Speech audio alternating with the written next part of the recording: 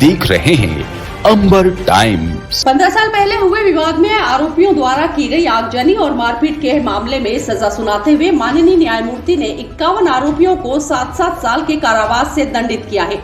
खबर के मुताबिक 23 नवंबर 2007 को बाजना के एक ग्राम में दो युवकों के बीच हुए विवाद में एक पक्ष के 69 आरोपियों ने 32 मकानों पर आग लगाकर हथियारों से मारपीट की थी। उक्त मामला बाजना थाने में दर्ज हुआ था। रतलाम जिला न्यायालय में 15 साल चले प्रकरण में गुरुवार को दिए गए फैसले में 51 आरोपियों को 7 साल का कारावास देते हुए 8 आरोपियों को बरी किया गया है। इस प्रकरण में 9 आरोपियों की मौत हो चुकी है, जबकि एक आरोपी फरार चल रहा है। लोक अभियोजक तरुण शर्मा ने न्यायमूर्ति माननीय लक्ष्मण सिंह वर्मा के फैसले की जानकारी देते हुए बताया, क्या मामला है, किस मामले में जो है आरोपियों को सजा हुई है इसमें?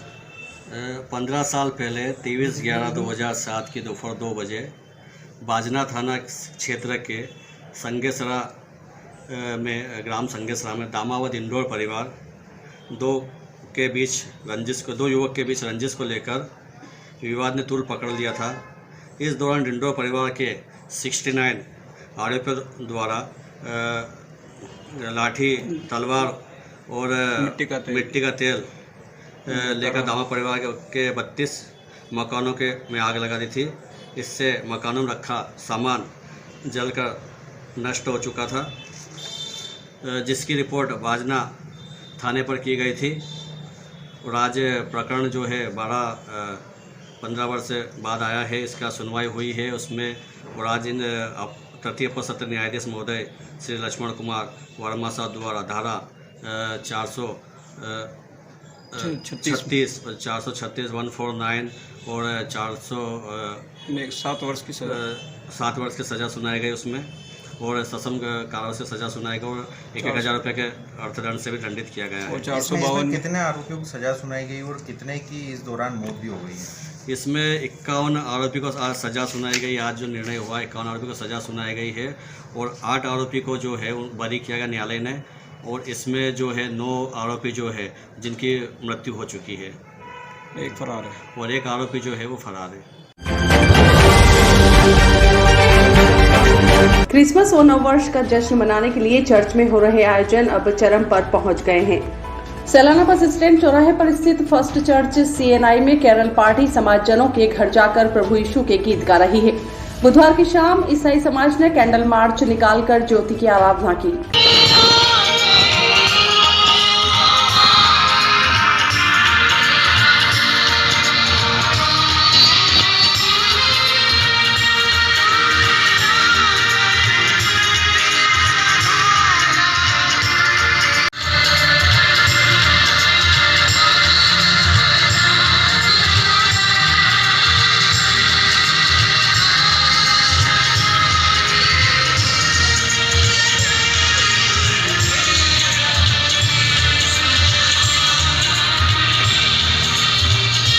हाथों में कैंडल लेकर मधुर संगीत के साथ समाजजन इस मार्च में शरीक हुए।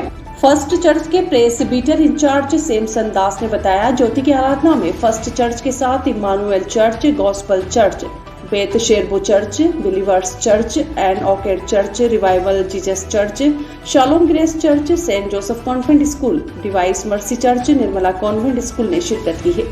चर्च से निकले कैंडल मार्च शहर के प्रमुख मार्गों से होता हुआ पुनः चर्च पर आकर समाप्त हुआ।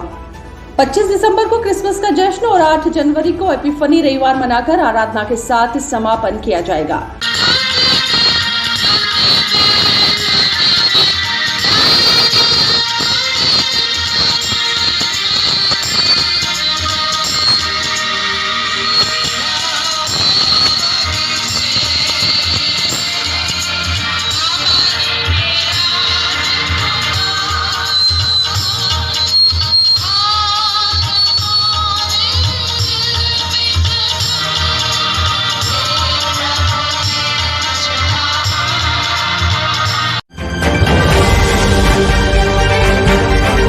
अपनी निजी जमीन पर जेसीबी से खुदाई करवाने के मामले में हुए विवाद में एक पक्ष ने दूसरे पक्ष पर हमला कर दिया। हमले में एक ही परिवार के 3 लोग घायल हुए हैं।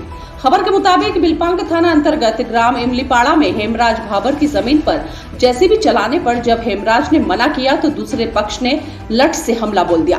हमले में हेमराज भाबर, पत्नी बसंती बाई, बहू संपत बाई तथा एक बच्चा घायल हुए हैं। सभी को उपचार के लिए जिला अस्पताल में भर्ती करवाया गया है। मामले की जानकारी देते हुए परिजन ने बताया, दुर्गा भाबर सर। कहाँ रहते हो? पलाश इमलीपाड़ा रहते हैं। घर पे कोई नहीं था, तब मेरे मम्मी और पापा दोनों अकेले थे। तब घर पे कोई नहीं था और वो जेसीबी से खुदाई कर रहे थे, जबकि वो ज़मीन की मम्मी के नाम की रसीद है। उसके बाद भी पापा को मतलब मना करने पे गाली गलौज करके उनके ऊपर आके लाठी से मार गिराया और ऊपर घुसा के चढ़ के बैठ गया और लाठी से सिर में मम्मी को भी चोट आई है। उसके बावजूद भी फिर पूरे घर वाले, पूरी फैमिली दौड़ के आई। भाभी को भी उठा के फेंका, पापा मम्मी को दोनों को बहुत पीटा और भाभी को भी पीटा और छोटे बच्चे को भी, छोटा सा 2-3 साल का है, उसको चाटा भी मारा था। और बहुत सारे लोग इकट्ठे हो गए लेकिन किसी ने नहीं छुड़ाया, कोई मदद नहीं की।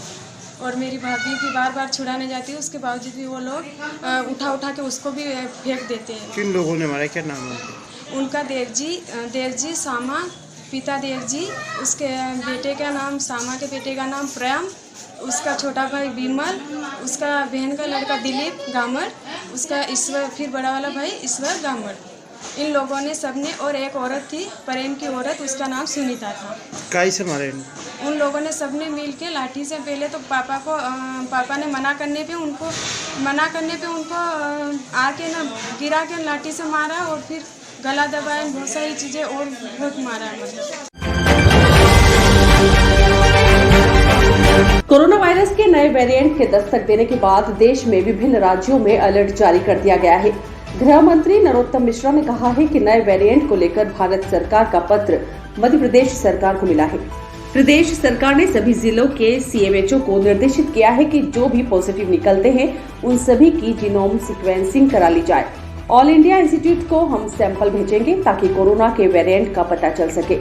बता दें, केंद्र सरकार ने चीन में बढ़ते कोरोना के नए वेरिएंट को लेकर राज्यों को अलर्ट किया है। स्वास्थ्य विभाग की तरफ जनता को भीड़ भाड़ वाली जगह पर मास्क पहनकर जाने की सलाह दी गई है। बता दें, BF7 वेरिएंट 10 से 18 लोगों को संक्रमित करने में सक्षम है।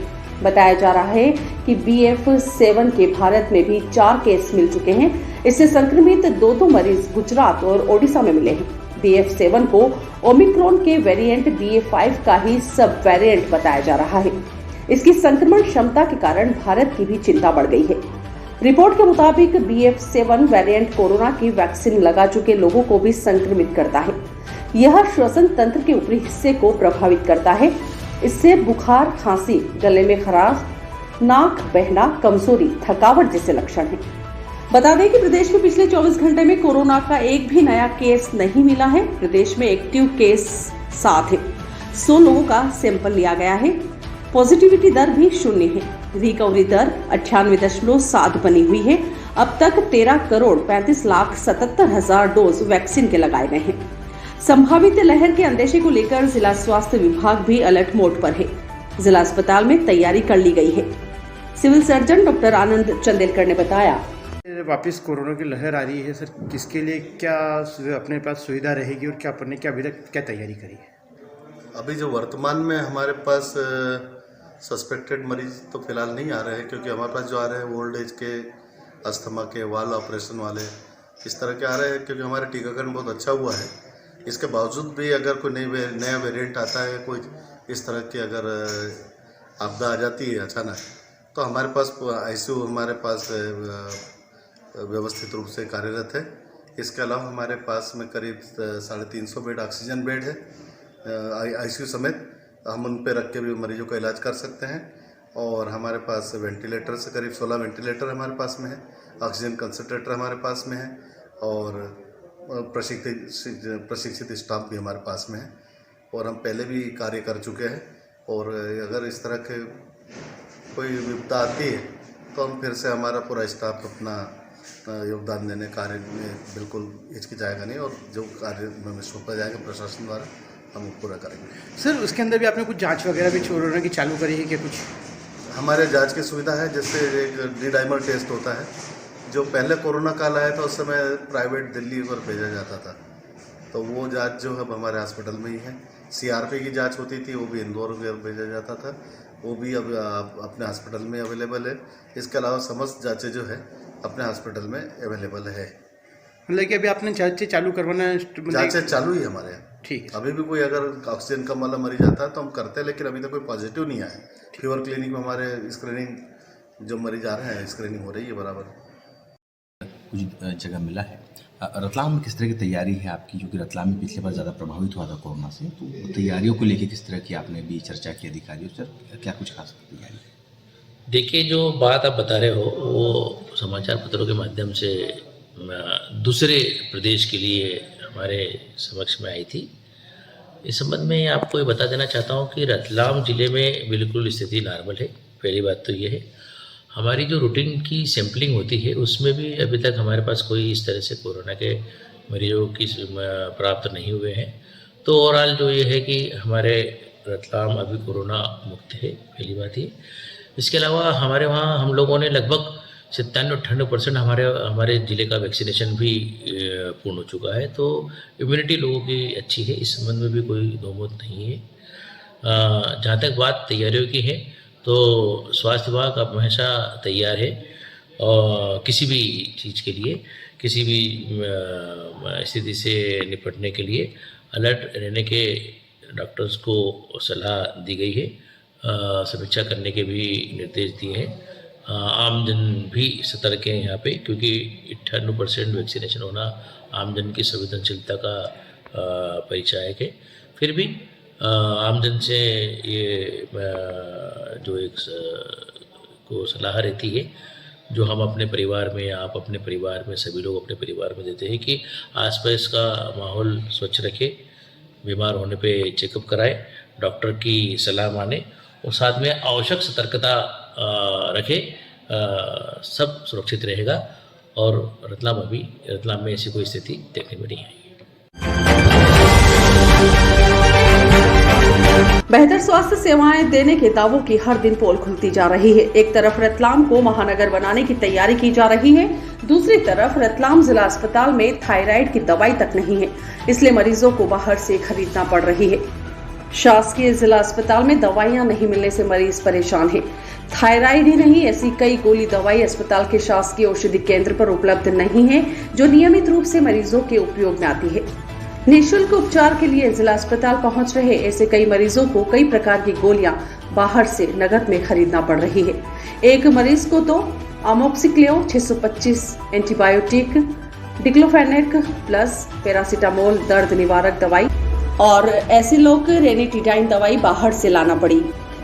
ब्लड प्रेशर, शुगर के साथ ही थायरोक्सिन 50 मिलीग्राम की गोली भी मरीजों को उपलब्ध नहीं करवाई जा रही है। हाल तो यह है कि प्राथमिक स्वास्थ्य केंद्र पर जो दवाई आसानी से मिल जाना चाहिए, वह भी जिला अस्पताल में बाहर से मरीज लाने को मजबूर हैं। एक तरफ जिला अस्पताल में दवाइयों की किल्लत सामने आ रही है, तो दूसरी तरफ कोविड से बचाव की तैयारी और एडवाइजरी दी जा रही है। सिविल सर्जन डॉक्टर आनंद चंदेलकर का कहना है कि जिन दवाओं की कमी हो रही है, उनकी तत्काल बाजार से खरीद कर मरीजों को दी जा रही है।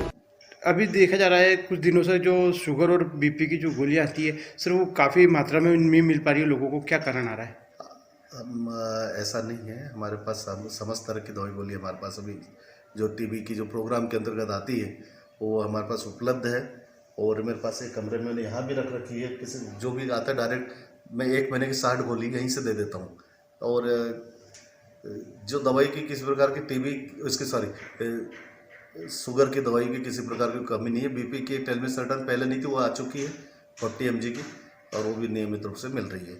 सर कुछ थायराइड की दवाई भी नहीं मिल पा रही है किसी को? वो इंतजाम कर लिया गया है, जो दवाई नहीं थी थायराइड की, क्योंकि वो हमारे उसमें टेंडर में जो प्रक्रिया थी उसमें नहीं थी वो दवाई, लेकिन हमने उसको लोकल खरीदारी से मंगा ली।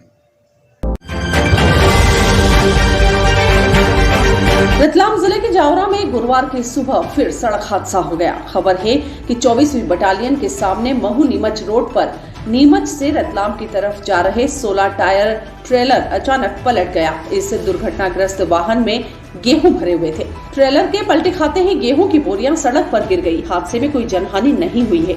यह घटना सुबह 8 से 9 बजे की बताई जा रही है। सूचना मिलते ही जावरा पुलिस मौके पर पहुंच गई थी। पुलिस वाहन को हटाकर रास्ता साफ करवाने की कोशिशों में लगी रही।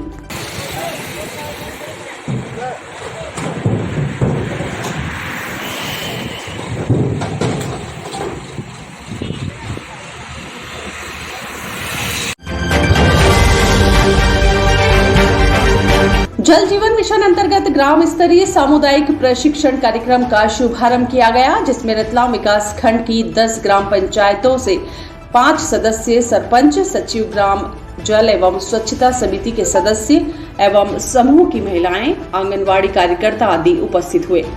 शासन की मंशानुरूप कार्यपालन यंत्री पीके गोगादे के मार्गदर्शन में 5G डायमेंशन एकेडमी ग्वालियर द्वारा PRI मेंबर एवं ग्राम जल एवं स्वच्छता समिति के सदस्यों को ग्राम में चल रही नल जल योजना के संचालन, संधारण, जन भागीदारी एवं जल समिति के दायित्व को लेकर अजमेर से आए मास्टर ट्रेनर आनंद शर्मा ने प्रशिक्षण दिया। PHE विभाग के जिला जल सलाहकार आनंद व्यास ने बताया कि योजना के सफल संचालन के लिए समुदाय की भागीदारी होना बहुत आवश्यक है। समुदाय के सहयोग के बिना योजना का सफल रूप से क्रियान्वित किया जाना संभव नहीं है। इसके लिए एक सशक्त ग्राम जल समिति ग्राम में होना बहुत जरूरी है। आपको करनी है आपके गांव में, और उस लोगों को जागरूक करने की बात आपको करनी है। क्या क्या चीज? सबसे पहले जो भी पेयजल का स्रोत है, चाहे कुआं है, चाहे बावड़ी है, चाहे हैंडपंप है, चाहे ट्यूबवेल है, हम क्या देखते हैं? सबसे पहले तो उसको चलाने का तरीका, हैंडपंप जहां पे है वहां चलाने का तरीका बड़ा जोरदार होता है। हत्ते को लिया, जब तक ऊपर कटनी बोले और नीचे कटनी बोले जैसे चलाते हैं।